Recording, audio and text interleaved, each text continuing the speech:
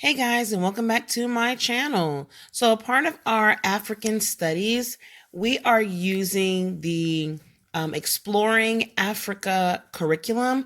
This is a completely free curriculum that is offered by, I want to say, Michigan State. Okay. Oh, what's going on? 1 second, guys. Okay, that's better. Completely free curriculum offered by Michigan State. So you can just go into your Google search and put Michigan State Exploring Africa, and then go ahead and click on the link, and boom, here is their page. The whole point of them doing this is just to expose students to African studies, okay? They have the curriculum broken down into 5 units, again, absolutely free. So this is what we are using in our homeschool throughout his 6th and 7th and 8th grade year for studying all things Africa, in addition to what I showed you in a prior video for our core text. So along with the core text, we are going through this curricula here, okay? So let me just show you. Unit 1 is split off into 5 modules. Here it is. Unit 2. Let me see if I can give you a bigger view. Okay, let's go back. Unit 2. Unit 3. 4. And 5. They also give you a country overview where you can select the country by clicking on it. Let me see if I can bring it up here a little bit for you. Okay, so you can select the country you want to talk about, you're learning about, you want to dive deep into by clicking on it here, or you can go here and make a selection. So let's say, for example, we're choosing Algeria, and then it gives you all the information about that particular country. And then you can dive in deeper to learn more about that place. Okay. And you can do country studies, which is what we're doing. So we're doing map studies, we're doing country studies. The goal at the end of my son's middle school is to know all the countries within the continent of Africa, and he should be able to confidently and eloquently talk a little bit about specific countries and what's going on in relation to those countries around the world in terms of if they are in war, turmoil, trade, whatever it is, with the U.S. and other key players of the economy. And then you have news. It tells you what is happening within the news in the continent of Africa. Okay, updated. They give you various links that you can click on. Here it says teaching about African crisis in K-12, in the K-12 classroom. So you can click there as parent to find additional information. Very, very useful website. Talks about additional topics that you can dive into and lesson plans. I did get the lesson plans. I think it's like $10. Guys, it's worth it.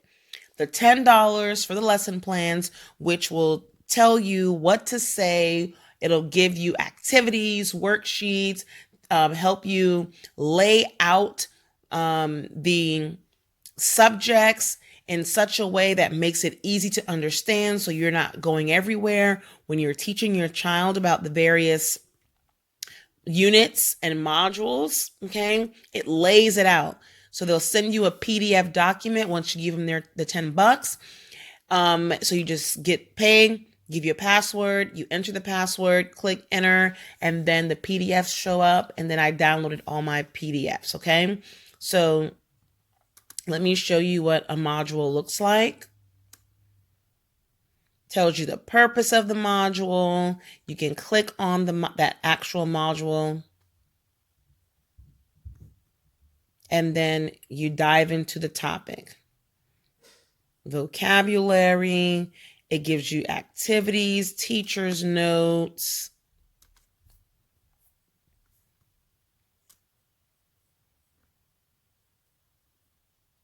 Okay, so this is an excellent, excellent curriculum. So again, this is called Exploring Africa. They also have another one for apartheid, and that's 2 parts.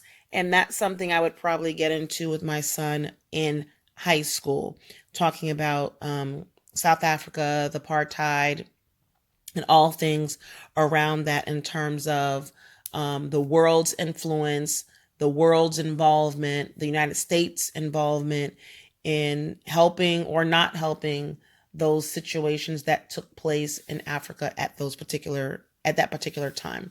Okay. And then we'll dive into Nelson Mandela and all that other type of stuff. So this is a free curriculum, guys, Exploring Africa, again, by Michigan State University. Again, I want to emphasize again, please get the lesson plans. Let me show you an example of the lesson plan.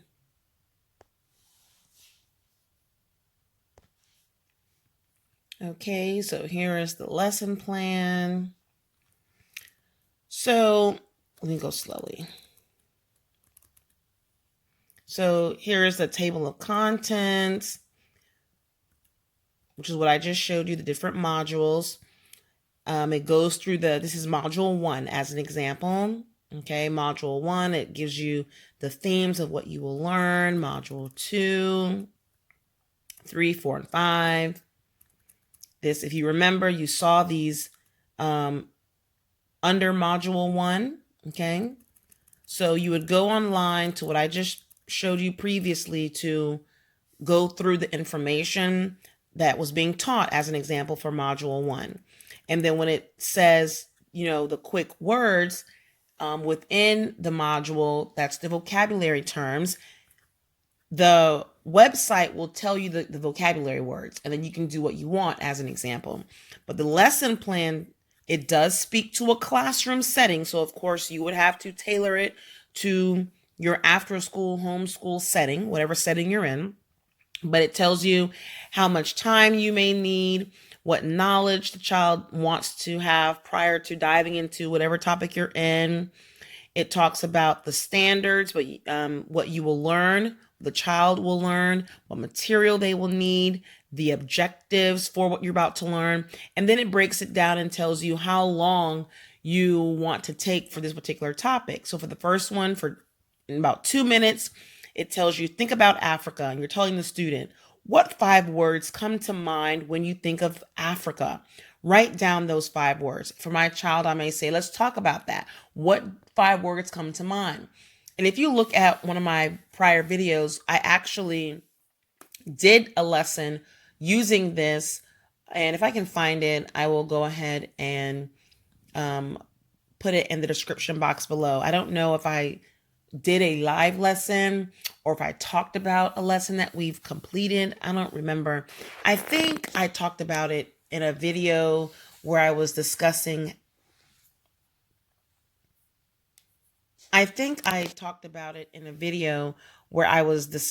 Seesaw and how we use that platform within our homeschool. I don't remember. But again, it tells you what to tell your child, how long to give them to provide a response or to complete that assignment. The next one says in about 5 minutes, for about 5 minutes in a small group, take turns sharing what they thought about in terms of the 5 words. But this is what I would do with my child. We would then discuss those words, why those words, and then I would tie into that discussion what caused you to think of those words. Did you get your reference of what Africa is from social media, from movies, from what you heard, what you saw, what you listened to? What gave you that perspective of Africa in order for you to select those specific words that came to mind when you thought about what that country, or I'm sorry, what that continent and all the countries are perceived to be. Okay. And then it has, additional group discussion. Some of this stuff I would absolutely skip because we're in a homeschool setting. So it's, not necessary. And then I would come up with my own words as well. And then we would compare our words with each other, and we would discuss, what do we have in common? What made me and what made him come up with those words? Are those words true? Or are they false? Where did we get those narratives from in terms of our word choice? Okay, the next topic would be the size of Africa. This lesson plan is having you look at Africa in terms of its size and various maps that one would look at. What does Africa, the size, look like on that map that you are viewing in comparison to other countries? Is the size actually correct in comparison to other countries? Depending on, when we did this assignment, depending on what map we were using and map projections in geography, in a geography lesson we were talking about, we realized that the Mercator map and other maps actually depicted the various continents completely different. Africa looked small in comparison to the United States. Africa looked huge in comparison to Europe. So kind of putting that into perspective and kind of through research, realizing that the size of the continent of Africa is depicted from the lens of whatever map you're looking at, and it gives a false projection of its size in comparison to some European countries, or not even countries, to some continents, and understanding through history why that was. I hope that makes sense. But when you dive into that topic and you do some research, it's really, really interesting in understanding that particular area and what that means in terms of perception of Africa, of Asia, of the US, or better yet, North America and Europe. What does perception mean in those areas? So I thought that was a really cool lesson that we did. So again, these lessons just break out how much time it should take you to talk about a topic, gives you talking points for that topic, tells you what you need in order to make that topic come alive. It also provides